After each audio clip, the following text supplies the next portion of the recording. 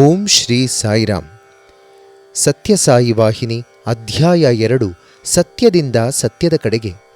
ಒಬ್ಬ ವ್ಯಕ್ತಿಯು ಪರಿಪೂರ್ಣತೆಯನ್ನು ಸಾಧಿಸಿದ ಮೇಲೆ, ಅಂದರೆ ಅರಿವಿನ ಪೂರ್ಣತೆಯನ್ನು ಪಡೆದ ಮೇಲೆ ಅವನ ಸ್ಥಿತಿ ಹೇಗಿರುತ್ತದೆ ಎನ್ನುವ ವಿಚಾರವಾಗಿ ಹಲವರು ಪ್ರಶ್ನೆಗಳನ್ನು ಕೇಳಬಹುದು, ಸಂದೇಹಗಳನ್ನು ವ್ಯಕ್ತಪಡಿಸಬಹುದು. ಅವನ ಜೀವನವು ಅಮಿತಾನಂದದಿಂದ ಪರ್ಯಾಪ್ತವಾಗಿರುತ್ತದೆ. ಇತರ ಎಲ್ಲರೊಂದಿಗೂ ಚಿಂತನೆ, ಭಾವನೆ, ಜ್ಞಾನಗಳ ಏಕತೆಯನ್ನು ಹಂಚಿಕೊಳ್ಳುತ್ತಾನೆ. ಅವನು ಸದಾ ಏಕೈಕ ವಸ್ತುವಿನಲ್ಲಿ ನಿತ್ಯ ದಿವ್ಯ ತತ್ವದಲ್ಲಿ ಮುಳುಗಿ ಹೋಗಿದ್ದು ಆನಂದೋನ್ಮತ್ತನಾಗಿರುತ್ತಾನೆ. ಏಕೆಂದರೆ ಬದುಕಿನಲ್ಲಿ ಅದೊಂದೇ ಸಂತೋಷವನ್ನು ನೀಡುವಂಥದ್ದು ಎಂದು ಆತ ಬಲ್ಲನು. ಅದೇ ನಿಜವಾದ ಸಂತೋಷ, ಬೇರೆ ಯಾವುದೂ ಅಲ್ಲ. ಭಗವಂತನು ನಿತ್ಯ ಪರಿಪೂರ್ಣ ಆನಂದ ಸ್ವರೂಪ. ಭಾರತೀಯ ಸಂಸ್ಕೃತಿಯಲ್ಲಿ ವಿಶ್ವಾಸವುಳ್ಳವರು ಅವರ ಮತ ಪಂಥಗಳು ಯಾವುದೇ ಇರಲಿ, ಭಗವಂತನೇ ಅತ್ಯುನ್ನತ ಆನಂದದ ಮೂಲ ಎಂಬ ಹೇಳಿಕೆಯನ್ನು ಒಪ್ಪುತ್ತಾರೆ. ಈ ಮತವನ್ನು ತಮ್ಮ ಅಭಿಮತವೆಂದು ಅಂಗೀಕರಿಸುತ್ತಾರೆ. ಪೂರ್ಣತ್ವವೆಂದರೆ ಅಖಂಡತೆ. ಅಖಂಡತೆ ಎಂದಾಗ ಇರುವುದು ಒಂದು ಎಂದಾಗುತ್ತದೆಯೇ ಹೊರತು ಎರಡಾಗಲಿ ಮೂರಾಗಲಿ ಅಲ್ಲ. ಆಗ ವ್ಯಕ್ತಿಯೊಬ್ಬನಿರಲು ಅವಕಾಶವೇ ಇರುವುದಿಲ್ಲ. ನಿರ್ದಿಷ್ಟ ಆತ್ಮ ಅಥವಾ ಜೀವಾತ್ಮವು ಪೂರ್ಣ ಅಖಂಡ ಆದಾಗ ಮತ್ತೆ ವಸ್ತು ಜಗತ್ತಿನ ಪ್ರಜ್ಞೆಗೆ ಅವನು ಇಳಿಯುವ ಸಾಧ್ಯತೆಯೇ ಇಲ್ಲ. ಅನೇಕರ ಮನಸ್ಸಿನಲ್ಲಿ ಈ ಕೆಲವು ಸಂದೇಹಗಳು ಏಳಬಹುದು. ಆದರೆ ಈ ಬಗೆಯ ಆಲೋಚನಾ ಸರಣಿ ಸರಿಯಲ್ಲ. ವ್ಯಷ್ಟಿಗತ ಜೀವಿಯು ಸಮಷ್ಟಿಯ ಪೂರ್ಣತೆಯಲ್ಲಿ ನೆಲೆಗೊಂಡಾಗ ಅವನು ಪ್ರತ್ಯೇಕತೆಯ ಎಲ್ಲ ಭಾವನೆಗಳನ್ನು ಕಳೆದುಕೊಳ್ಳುತ್ತಾನೆ. ಸದಾ ಕಾಲವೂ ಪೂರ್ಣತೆಯ ಅರಿವನ್ನು ಹೊಂದಿರುತ್ತಾನೆ.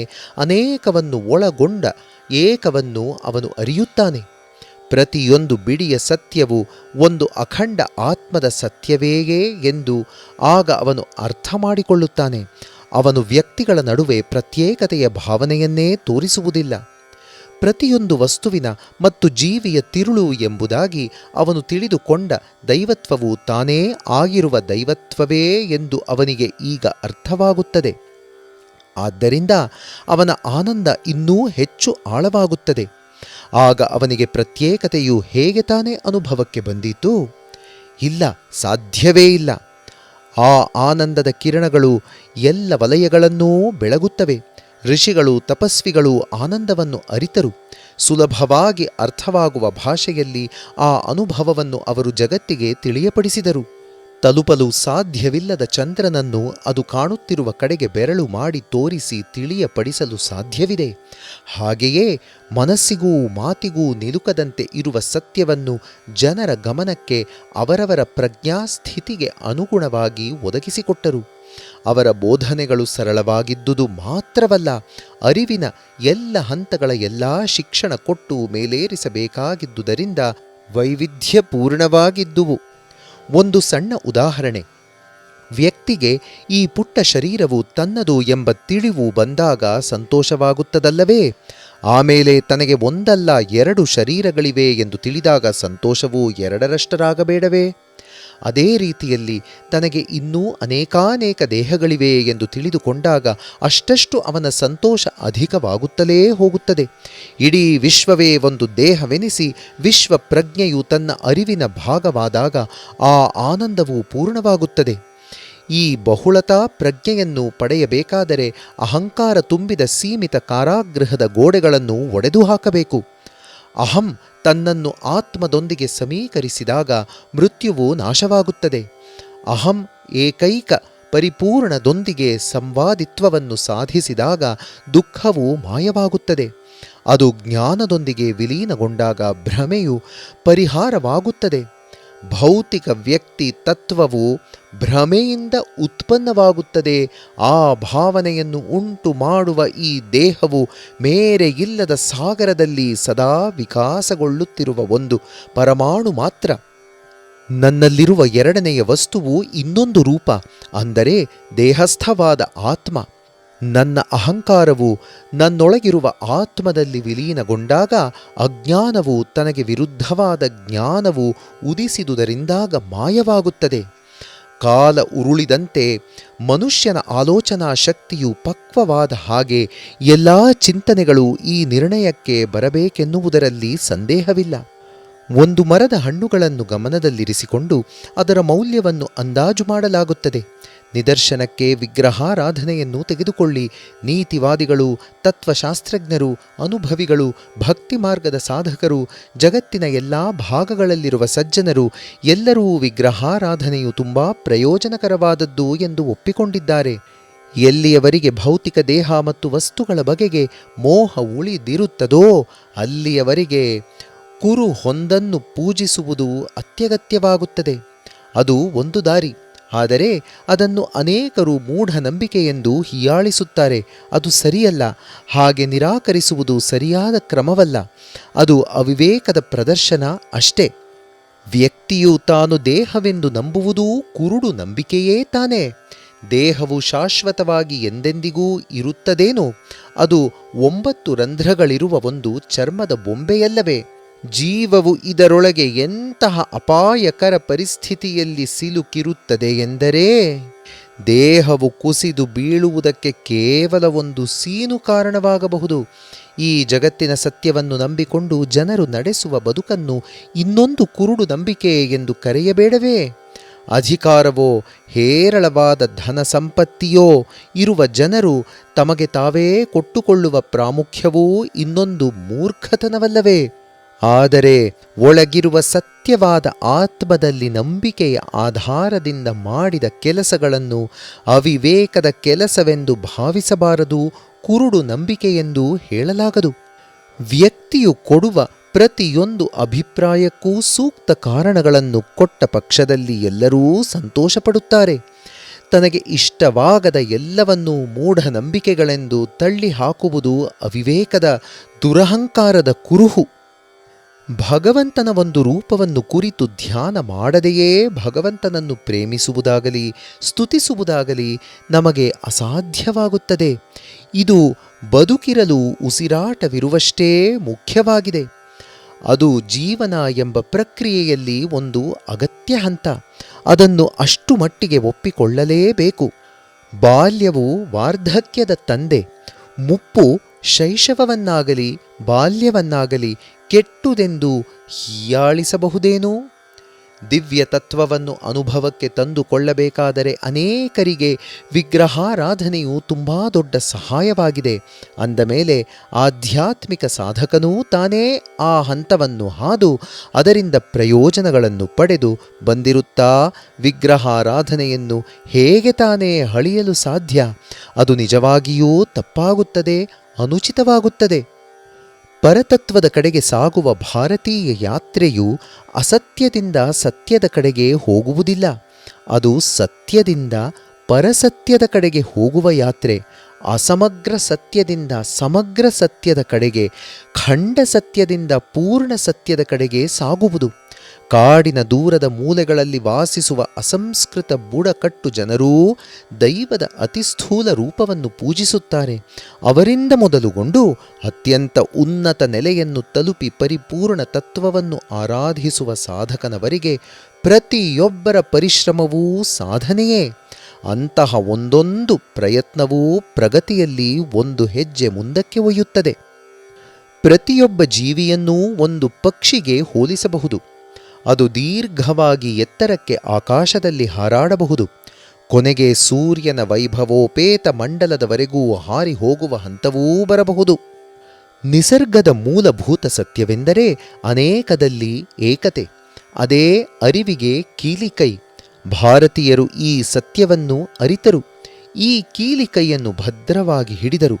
ಬೇರೆ ದೇಶಗಳ ಜನರು ಕೆಲವು ಸೂತ್ರಗಳನ್ನು ಹಾಕಿ ಅವುಗಳನ್ನು ನಂಬಲೇಬೇಕೆಂದು ಹೇಳಿದರು. ಅವುಗಳಿಗನುಗುಣವಾದ ನಿಯಮ ನಿಬಂಧನೆಯನ್ನು ಅನುಸರಿಸಲೇಬೇಕೆಂದು ಕಡ್ಡಾಯ ಮಾಡಿದರು. ಒಂದು ಕೋಟು ಸಿದ್ಧಪಡಿಸಿ ಜನರೆದುರಿಗೆ ಹಿಡಿದು ಪ್ರತಿಯೊಬ್ಬರೂ ಆ ಕೋಟನ್ನೇ ಧರಿಸತಕ್ಕದ್ದು ಎಂದು ಅಪೇಕ್ಷಿಸಿದರು. ಯಾರಿಗಾದರೂ ಅದರ ಅಳತೆಯು ಸರಿ ಹೊಂದದಿದ್ದರೆ ಅಂಥವರಿಗಾಗಿ ಬೇರೊಂದು ಅಂಗಿ ಇರಲಿಲ್ಲ.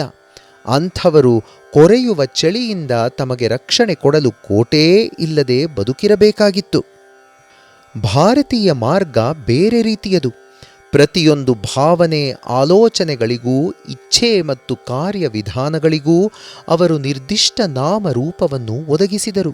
ಸಾಧಕರ ಮತ್ತು ಭಕ್ತರ ಬೌದ್ಧಿಕ ಸಾಮರ್ಥ್ಯ ಹಾಗೂ ಭಾವಾತ್ಮಕ ಅಗತ್ಯಗಳಿಗನುಗುಣವಾಗಿ ಪೂಜಾ ವಿಧಾನವನ್ನು ಸ್ತುತಿ ಕ್ರಮವನ್ನೂ ರೂಪಿಸಿದರು. ಕೆಲವರಿಗೆ ಆ ರೀತಿ ವಿಶೇಷ ಪರಿಗಣನೆ ವ್ಯವಹರಣೆಗಳ ಅಗತ್ಯವಿರಲಿಲ್ಲವೆನ್ನಿ. ಆದರೆ ಬಹುಮಂದಿ ಈ ರಿಯಾಯತಿಯ ಪ್ರಯೋಜನವನ್ನು ಪಡೆದು ಜ್ಞಾನ ಮತ್ತು ಮೋಕ್ಷಗಳ ಕಡೆಗಿನ ನಡೆಗೆಯಲ್ಲಿ ಪ್ರಗತಿ ಹೊಂದಿದರು. ಒಂದು ವಿಷಯ, ಭಾರತೀಯ ಆಧ್ಯಾತ್ಮಿಕಾನ್ವೇಷಣೆಯ ಅಂಗವಾಗಿ ಎಂದೂ ವಿಗ್ರಹಾರಾಧನೆಯನ್ನು ಕಡ್ಡಾಯವೆಂದಾಗಲಿ ದಾಟಿ ಹೋಗಲೇಬೇಕಾದ ಹಂತ ಎಂದಾಗಲಿ ನಿಗದಿಪಡಿಸಿಲ್ಲ. ಆದರೆ ಈ ಒಂದು ಅಂಶವನ್ನು ಪ್ರತಿಯೊಬ್ಬರೂ ನೆನಪಿನಲ್ಲಿಡಬೇಕು. ಭಾರತೀಯರು ತಮ್ಮ ದೇಹದ ಮೇಲೆ ಮಮತೆ ಹೊಂದಿದವರಾಗಿರಬಹುದು, ತಮ್ಮ ಜೀವನ ಮಟ್ಟವನ್ನು ಉತ್ತಮಪಡಿಸಿಕೊಳ್ಳಲು ಸುಧಾರಿಸಲು ಆಸಕ್ತರಾಗಿರಬಹುದು. ಆದರೆ ಅವರು ಎಂದಿಗೂ ಇನ್ನೊಬ್ಬರ ಕೊರಳು ಕೊಯ್ಯುವುದಕ್ಕಾಗಿ ಹಂಬಲಿಸಿಲ್ಲ. ತನ್ನ ಧರ್ಮದ ವಿಷಯದಲ್ಲಿ ಅಂಧಶ್ರದ್ಧೆಯುಳ್ಳವನಾದ ಭಾರತೀಯನೂ ಕೂಡ ಸಂದರ್ಭ ಬಂದರೆ ತಾನೇ ಬೆಂಕಿಯೊಟ್ಟಿಕೊಂಡು ಅದರೊಳಗೆ ಬಿದ್ದು ಪ್ರಾಣಾರ್ಪಣೆ ಮಾಡಿಕೊಳ್ಳಲು ಸಿದ್ಧನಾಗಿರುತ್ತಾನೆಯೇ ಹೊರತು ತನ್ನ ಧರ್ಮವನ್ನು ಒಪ್ಪದ, ಗೌರವಿಸದ ಇತರರನ್ನು ದ್ವೇಷಿಸಿ ಅವರನ್ನು ಸಜೀವವಾಗಿ ಸುಡಲು ಹೋಗುವುದಿಲ್ಲ. ಭಾರತೀಯ ಆಧ್ಯಾತ್ಮಿಕತೆಯು ಏಕೈಕ ಅವಿನಾಶಿ ಸತ್ಯವಾದ ಆತ್ಮದ ವಿನಾಶಕ್ಕೆ ಕೈ ಹಾಕುವುದನ್ನು ನಿಷೇಧಿಸಿದೆ. ಏಕೆಂದರೆ ಭಾರತೀಯ ಧರ್ಮವು ಮನುಷ್ಯನಲ್ಲಿರುವ ಆತ್ಮವೋ ಪರಮಾತ್ಮ ಅಥವಾ ಭಗವಂತ ಅಲ್ಲದೆ ಬೇರೆಯಲ್ಲ ಎಂಬ ನಂಬಿಕೆಯನ್ನು ಬೆಳೆಸಿಕೊಂಡು ಬಂದಿದೆ. ಎಲ್ಲ ಪುರುಷರು ಸ್ತ್ರೀಯರು ವಿವಿಧ ಪಥಗಳಲ್ಲಿ ಅನೇಕಾನೇಕ ಪರಿಸ್ಥಿತಿಗಳಿಂದ ನಿಯಂತ್ರಣಗೊಂಡು ಹಲವು ನಂಬಿಕೆಗಳಿಂದ ಪ್ರೋತ್ಸಾಹ ಪಡೆದು ಬೆಳಕು ಪಡೆದು ಭಗವತ್ ಪ್ರಜ್ಞೆಯ ದೈವಿಕತೆಯ ಅರಿವಿನ ಕಡೆಗೆ ಸುದೀರ್ಘ ಪ್ರಯಾಣವನ್ನು ಕೈಗೊಳ್ಳಲು ಆದೇಶಿಸುತ್ತದೆ. ವಿವಿಧ ಆಚರಣೆಗಳು ವಿಧಿವಿಧಾನಗಳು ಮೇಲುನೋಟಕ್ಕೆ ಬಹಳ ಒರಟಾಗಿ ಕಂಡುಬಂದರೂ ಅವು ಅಂತಿಮ ಸತ್ಯಕ್ಕೆ ವಿರುದ್ಧವಾದುದುವಂತೂ ಅಲ್ಲ. ಮೇಲೆ ತೋರುವ ವಿರೋಧಗಳು ವಿಭಿನ್ನ ಬೌದ್ಧಿಕ, ನೈತಿಕ, ಆರ್ಥಿಕ ಮತ್ತು ಸಾಮಾಜಿಕ ಹಿನ್ನೆಲೆ ಇರುವ ಜನರಿಗೆ ಸ್ಫೂರ್ತಿ ತುಂಬಲು ಅಗತ್ಯವಾದ್ದರಿಂದ ಸಾಂದರ್ಭಿಕವಾಗಿ ಹಾಗೆ ತೋರಿಕೊಂಡಿವೆ ಎಂದು ವಿವರಿಸಬೇಕಾಗುತ್ತದೆ. ನಿದರ್ಶನಕ್ಕೆ ಹೇಳುವುದಾದರೆ, ಪುಟ್ಟದೊಂದು ಬಣ್ಣದ ಗಾಜಿನ ತುಂಡಿನ ಮೂಲಕ ಹಾದು ಬರುವ ಬೆಳಕು, ದೊಡ್ಡದಾದ ಹೆಚ್ಚು ಪ್ರಖರವಾದ ಬೆಳಕು ಒಂದೇ ಮೂಲದವು. ಬೆಳಕಿನ ವ್ಯಾಪ್ತಿ, ಸ್ಪಷ್ಟತೆ, ಹೊಳಪು ಇವೆಲ್ಲ ಮಾಧ್ಯಮವನ್ನು ಅವಲಂಬಿಸುತ್ತವೆ. ಎಲ್ಲ ಬೆಳಕಿನ ಮೂಲ ಒಂದೇ. ಸತ್ಯ ಎಲ್ಲದರ ಆಧಾರ, ಎಲ್ಲದರ ಗುರಿ, ಎಲ್ಲರಲ್ಲೂ ಇರುವ ಸತ್ಯ, ಎಲ್ಲವುಗಳ ಕೇಂದ್ರ. ಮುತ್ತುಗಳನ್ನು ಮಾಲೆಯಾಗಿ ಪೋಣಿಸಿದ ದಾರದ ಹಾಗೆ ದೇವರು ಅಥವಾ ವಿಶ್ವಾತ್ಮವು ಸಮಸ್ತ ಜೀವಿಗಳ ಒಳ ಹೋಗುವಂಥದ್ದು ಎನ್ನುವುದು ಈಗ ಭಾರತದ ಸಂದೇಶ. ಎಲ್ಲ ಕಡೆಯ ಯಾವುದೇ ಸ್ಥಳದ ಸಕಲ ಜೀವಿಗಳಿಗೂ ಸಮಾನವಾದದ್ದು ಇದು. ಭಾರತೀಯ ಸಂಸ್ಕೃತಿ ಮತ್ತು ಸಂಪ್ರದಾಯಗಳನ್ನು ಕುರಿತಾಗಿರುವ ಎಲ್ಲ ಶಾಸ್ತ್ರಕೃತಿಗಳನ್ನು ಜಾಗರೂಕತೆಯಿಂದ ಪರೀಕ್ಷಿಸಿ ಮೋಕ್ಷ ಅಥವಾ ಬಿಡುಗಡೆ ಅಥವಾ ಅತ್ಯುನ್ನತ ಸಾಕ್ಷಾತ್ಕಾರವು ಭಾರತೀಯರಿಗೆ ಮಾತ್ರ ದೊರಕುತ್ತದೆ, ಬೇರೆಯವರಿಗೆ ಅಲ್ಲ ಎಂದು ಅಲ್ಲೆಲ್ಲಾದರೂ ಉಲ್ಲೇಖವಿದೆಯೇ ಎಂದು ನೋಡಿ. ಆ ಅರ್ಥದ ಒಂದೇ ಒಂದು ಹೇಳಿಕೆಯನ್ನಾದರೂ ನೀವು ಶಾಸ್ತ್ರಕೃತಿಗಳಲ್ಲಿ ಕಂಡುಹಿಡಿಯಲು ಸಾಧ್ಯವಿದೆಯೇ? ಸಾಧ್ಯವಿಲ್ಲ ಎಂದು ಘಂಟಾ ಘೋಷವಾಗಿ ಹೇಳಬಹುದು. ಭಾರತೀಯ ಆಧ್ಯಾತ್ಮಿಕತೆಗೆ ಕೊನೆಯೇ ಇಲ್ಲದ ವ್ಯಾಪ್ತಿಯಿದೆ, ಅಗಾಧ ಎತ್ತರದ ಆದರ್ಶಗಳಿವೆ. ಕುಗ್ಗುವುದಾಗಲಿ ಮಿತಿಗೊಳ್ಳುವುದಾಗಲಿ ಎಲ್ಲಿಯೂ ಇಲ್ಲದೆ ಪವಿತ್ರ ವಿಚಾರಗಳಿಂದ ತುಂಬಿಕೊಂಡು ಪ್ರವಹಿಸುತ್ತಿರುವ ತುಂಬು ಹೊಳೆ, ಭಗವತ್ ಕೃಪೆ ಎಂಬ ಸಾಗರದತ್ತ ನೇರವಾಗಿ ಸಲೀಸಾಗಿ ಹರಿದು ಹೋಗುವ ನದಿಯದು. ಪ್ರಯಾಣವು ಇಲ್ಲಿ ಪರಮೋನ್ನತ ಲಕ್ಷ್ಯದ ಕಡೆಗೆ ನೇರ ಮತ್ತು ರಾಜಪಥದಲ್ಲಿ ಸಾಗುವಂಥದು. ಇನ್ನೊಂದು ವಿಚಾರ, ಭಾರತೀಯರು ಗುರುತಿಸಿ ಗೌರವಿಸಿರುವ ಸಮಸ್ತ ಆಧ್ಯಾತ್ಮಿಕ ತತ್ವಗಳ ಮೂಲ ಭಗವಂತ. ಅವನು ಅವೆಲ್ಲಕ್ಕೂ ಆಧಾರ ಸ್ತಂಭ. ಆದ್ದರಿಂದ ಧರ್ಮಕ್ಕೆ ಬೇರೊಂದು ಅವಲಂಬನೆ ಅಥವಾ ಆಧಾರ ಅಗತ್ಯವಿಲ್ಲ. ಭಾರತೀಯ ಆಧ್ಯಾತ್ಮಿಕತೆಯು ಇತರ ಎಲ್ಲ ಧರ್ಮಗಳ ತಳಹದಿಯೇ ಆಗಿದೆ. ಅನೇಕಾನೇಕ ವಿರೋಧಿ ಧರ್ಮಗಳ ಎದುರು ಮೌಲಿಕವಾದ ಚರ್ಚೆ ವಾದಗಳನ್ನು ನಡೆಸಿ ಸಿದ್ಧಾಂತಗಳನ್ನು ಮಂಡಿಸಿ ಅವುಗಳ ಮೇಲೆ ಅಮೋಘವಾದ ವಿಜಯವನ್ನು ಸಾಧಿಸಿ ವಿಜಯದ ಶಿಖರದ ಮೇಲೆ ಶೋಭಿಸುತ್ತಾ ನಿಂತಿದೆ. ಭಾರತೀಯರು ತಮ್ಮದನ್ನು ಬಿಟ್ಟು ಬೇರೆ ಯಾವುದೇ ಧರ್ಮವನ್ನಾಗಲಿ ಆಧ್ಯಾತ್ಮಿಕ ಸಾಧನೆಯನ್ನಾಗಲಿ ಕೈಗೊಳ್ಳಬೇಕಾದ ಅಗತ್ಯವೇ ಇಲ್ಲ. ಏಕೆಂದರೆ ಇಲ್ಲಿ ಇಲ್ಲದ ಸತ್ಯವಾಗಲಿ ಸಾಧನೆಯಾಗಲಿ ಬೇರೆ ಎಲ್ಲೂ ದೊರಕುವುದಿಲ್ಲ. ಇತರ ಧರ್ಮಗಳು ಇದರಿಂದಲೇ ಒಂದೋ ಎರಡೋ ಹತ್ತೋ ನಂಬಿಕೆಗಳನ್ನು ತತ್ವಗಳನ್ನು ತೆಗೆದುಕೊಂಡು ಅನುಸರಿಸಬೇಕಾದ ಆದರ್ಶಗಳೆಂದು ಜನರ ಮುಂದೆ ಇಟ್ಟಿವೆ ಅಷ್ಟೆ. ಮನಸ್ಸಿನಲ್ಲಿ ಇಟ್ಟುಕೊಳ್ಳಬೇಕಾದ ವಿಚಾರ ಇದು. ಆಧ್ಯಾತ್ಮಿಕತೆಯನ್ನು ಕುರಿತಾಗಿರುವ ಭಾರತೀಯ ಶಾಸ್ತ್ರ ಕೃತಿಗಳು ಇಡೀ ಜಗತ್ತಿನಲ್ಲಿಯೇ ಅತ್ಯಂತ ಪ್ರಾಚೀನವಾದವುಗಳು. ಆತ್ಮವನ್ನು ಕುರಿತು ಅತಿ ಪ್ರಾಚೀನ ಅಧ್ಯಯನಗಳು ಮತ್ತು ಸಂಶೋಧನೆಗಳು. ಸಗುಣ ನಿರ್ಗುಣ ದೈವತತ್ವ, ವ್ಯಕ್ತಿಗತ ಹಾಗೂ ಸಾಮಾಜಿಕ ನೀತಿ ಸಂಹಿತೆ ಇತ್ಯಾದಿಗಳು ಆ ಸಂಶೋಧನೆ ಅಧ್ಯಯನಗಳ ಆಧಾರದ ಮೇಲೆ ರೂಪುಗೊಂಡಿರುವಂಥವು. ಬೇರೆ ಯಾವುದೇ ಒಂದು ದೇಶದಲ್ಲಿ ಬೇರೆ ಯಾವುದೇ ಜನರಲ್ಲಿ ಇಷ್ಟು ಪ್ರಾಚೀನವಾದ ಅಧ್ಯಯನಗಳು ಬೆಳಕು ಕಂಡಿಲ್ಲ. ಅಸ್ಪಷ್ಟವಾದ ಮಸಕಾದ ವಿಚಾರಗಳಿರಬಹುದು, ಅಲ್ಲಲ್ಲೇ ಕ್ಷಣಿಕವಾಗಿ ಕಾಣಿಸಿಕೊಂಡಿರಬಹುದು. ಆದರೆ ಅವಕ್ಕೆ ಅಧ್ಯಾತ್ಮ ಕೃತಿ ಅಥವಾ ಸಾಹಿತ್ಯ ಎಂಬ ಹೆಸರು ಸಲ್ಲುವುದಿಲ್ಲ. ವೈದಿಕ ಸಾಹಿತ್ಯವು ಋಷಿಗಳು ಮತ್ತು ಸಾಧಕರು ನಡೆಸಿದ ಅಧ್ಯಾತ್ಮ ವಿಚಾರಗಳನ್ನು ಚಿತ್ರಿಸುವುದು ಮಾತ್ರವಲ್ಲದೆ ಅವರ ಅನ್ವೇಷಣೆಯ ಫಲಗಳು, ಅವರ ಚಿಂತನ ರೀತಿ, ಅವರ ಅಭೀಪ್ಸೆಗಳು, ಹಾತೊರತೆಗಳು, ಹಂಬಲಗಳು, ಅವರು ನಡೆಸಿದ ಧರ್ಮಾತೀತ ಹೋರಾಟಗಳು ಮತ್ತು ಪ್ರಾಪಂಚಿಕ ಹೋರಾಟಗಳು ಇವೆಲ್ಲವನ್ನೂ ನಿರೂಪಿಸುತ್ತವೆ. ಜೈ ಸಾಯಿರಾಮ್.